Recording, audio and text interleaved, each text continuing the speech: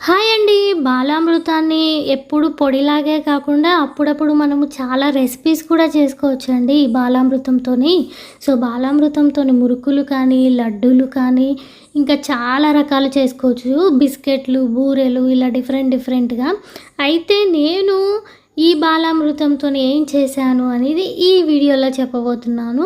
So, మేము బాలామృతంతోని చేసాము biscuits లాగా అన్నమాట. సో, చాలా అంటే చాలా టేస్టీగా వచ్చాయి.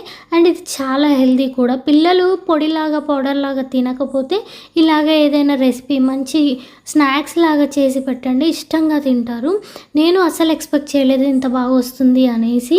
సో, ఫుల్ రెసిపీ ఎలా చేసుకోవాలి ఏంటి అనేది నేను ఫుల్ వీడియో ఈ వీడియో కింద లింక్ చేసి పెడతాను. ఎవరికైనా కావాలంటే చూడండి. చాలా అంటే చాలా టేస్టీగా వచ్చాయి. అండ్ చాలా క్రిస్పీగా కూడా వచ్చాయి మెయిన్‌గా. ఇంకా సబ్స్క్రైబ్ టు మై ఛానల్.